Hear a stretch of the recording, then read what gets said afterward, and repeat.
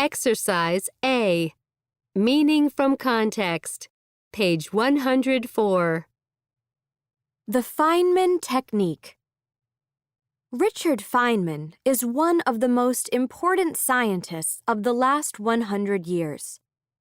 He attended MIT and Princeton University, two of the best colleges in the United States, and then became a professor. During his life, he developed several major ideas that helped him gain fame, success, and even a Nobel Prize. Feynman was also known as an excellent teacher. Even if you know little about the history of science, you may be familiar with Feynman's name from the so-called Feynman technique.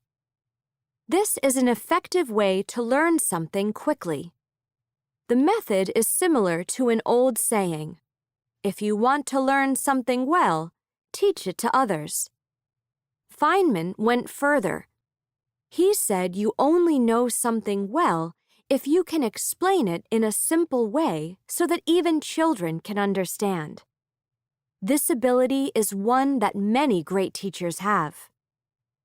The Feynman technique has several stages. First, choose a topic you feel is worth knowing.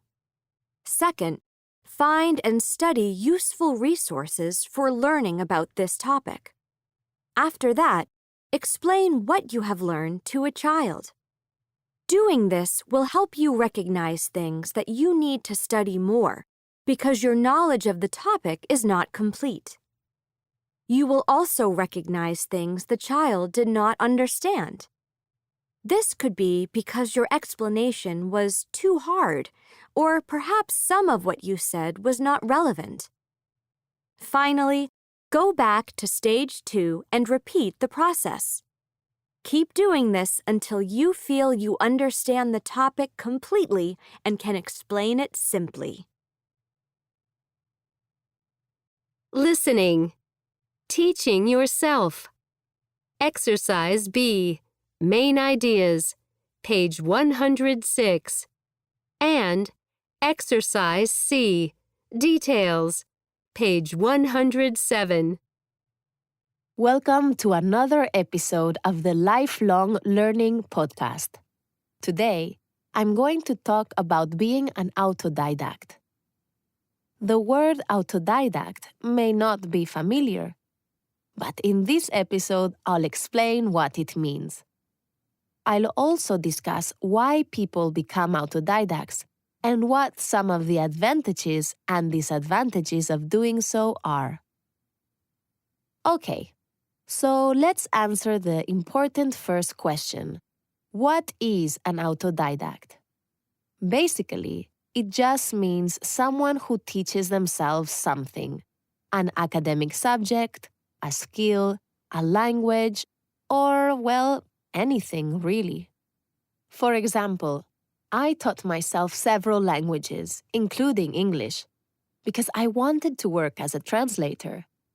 That experience made me feel I could be effective at teaching myself other things too, such as learning how to do podcasts. Being an autodidact is nothing new. People have been teaching themselves new skills throughout history. For example, Mexican artist Frida Kahlo, one of my favorite painters, was mostly self-taught. More recently, Richard Williams taught himself to be a successful tennis coach. You may not know his name, but I bet you've heard of his two daughters, Venus and Serena Williams. Right, so our second question is, why do people teach themselves things? There are hundreds of reasons or more. One common reason, perhaps the most common reason actually, is that people want to learn something because they're interested in it. For example, a person might teach herself the guitar because she loves music. Another reason is to have success. For instance, a person might decide to do what I did and teach himself English because he wants to get a job that requires it. Another common reason is to save money. Somebody might teach herself different cooking techniques in order to spend less on takeout food, for instance. Okay, so we know what it means to be an autodidact and why people do it. Now, let's discuss what the pros and cons are. One of the main advantages of being an autodidact is that it's cheap or even free. It's possible to gain knowledge by watching online videos on your phone or borrowing books from the library.